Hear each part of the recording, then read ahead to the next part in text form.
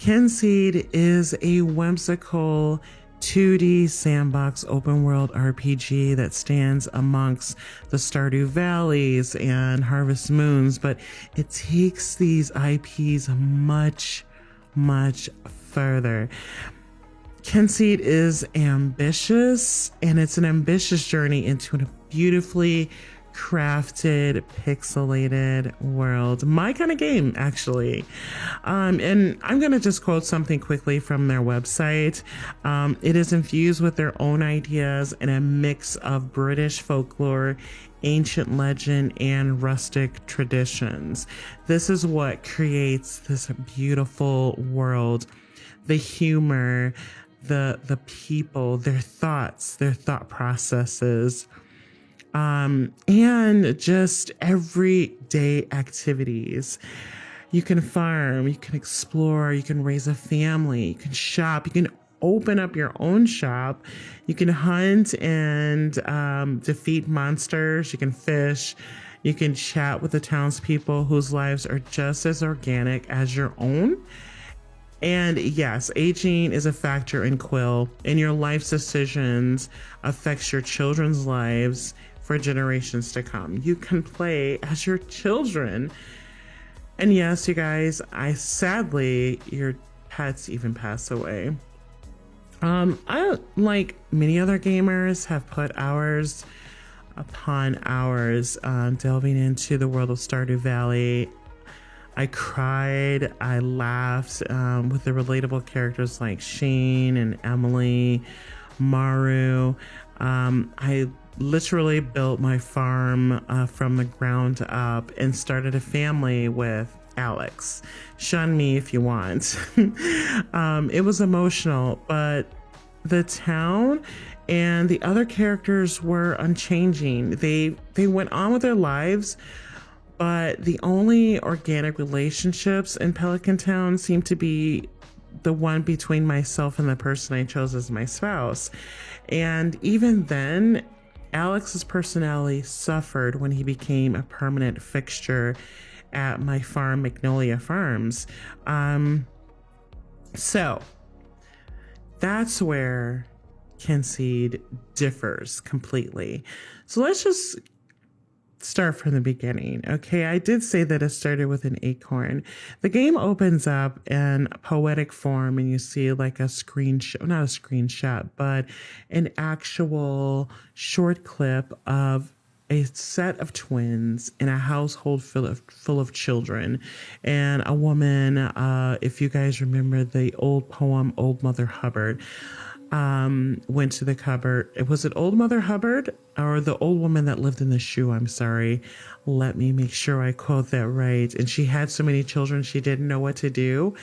So there was a lone man who came to the rescue of two twins, and you begin your life as one of the twins. And you can choose to be male or female.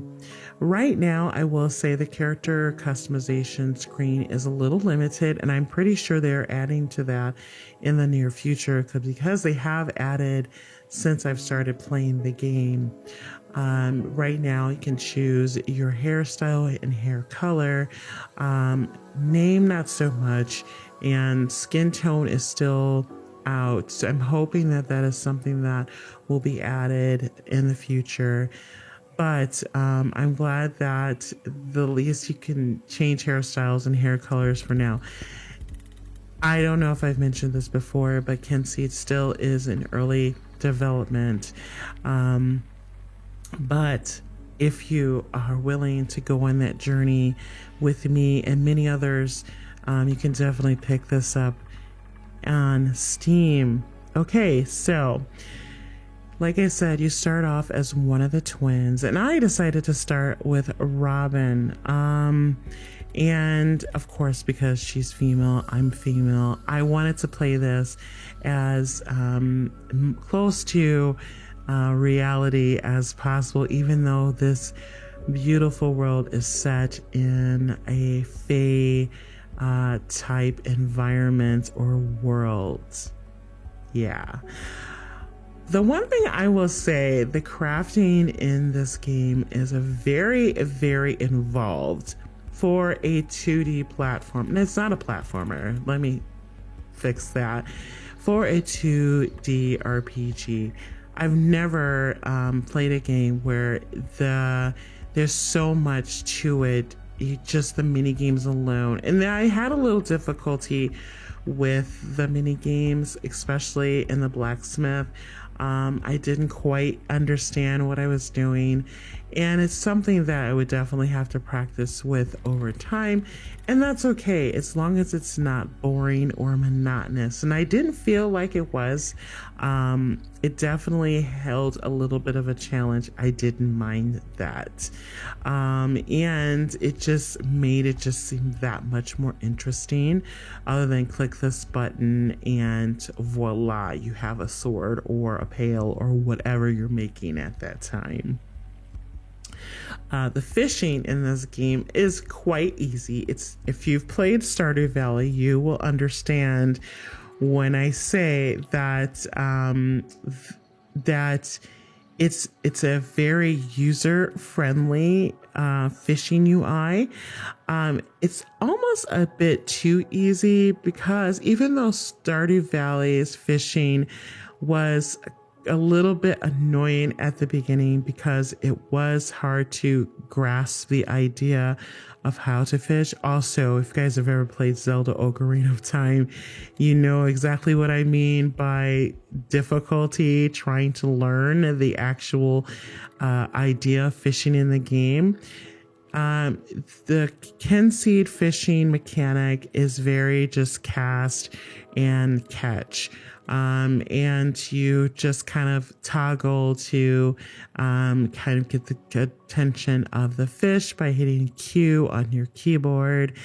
Or this is actually a console control friendly, so you can use your Xbox controller with the game. So I'm not sure what trigger button that would be for on the controller, but for keyboard and mouse, you hit Q to get the attention of the fish, and then Bob's your uncle, you have a fish. I liked that it was easy, but I would have loved to see some type of progression with the fishing. For instance, if I could use a bait to catch certain types of fish, or maybe there was some more challenging fish to catch. However, with the fishing, there are certain times of the year, certain times of the day, just like in Stardew Valley, when you can catch certain types of fish. I too like that. Went a little bit more into fishing than I would have liked to, but there it is. I'd also like to touch on the game progression and things like that. I did mention before that once the main story of Stardew Valley was finished, it seemed like it kind of was done after that. There really wasn't a lot for you to do. Sure, you can continue to explore some of the caves, but after that, it was like, okay, well, now I can probably just farm and maybe buy a few things from the store. But after that, it just doesn't seem like there's much to do, and your game is officially over. However, with Stardew Valley, with Kynseed, your game continues through your bloodline, through your family tree. And I'll try to keep the spoilers down to a minimum here, but you can produce a family, and once your own life succumbs to age, you can continue or decide to continue your line through your children. And whatever you learn, habits and things like that you learn in your life, those things will be passed on through your family line. Also, guys, the NPCs in this game have their own lives. They have their own romantic interests. They remember things that you do or don't do. Like if they give you a quest and you don't fulfill that quest, a task, a fetch quest or what have you, and you don't fulfill it, they remember that. They remember bad gifts and good gifts. Also, the friendship mechanic is more involved than just giving people gifts. It's very realistic in the way that you get to know people by talking to them, by doing them favors, also by giving them gifts, things like that. You get to learn their likes and dislikes, when their birthdays are, what personality traits they might have. There's gossip in town, and the more you learn or more you befriend someone, the juicier the gossip gets about a specific person in town. Also, there's different cultures, and each culture interacts with the town people as a whole, or different cultures within Quill. Lovely. I love it.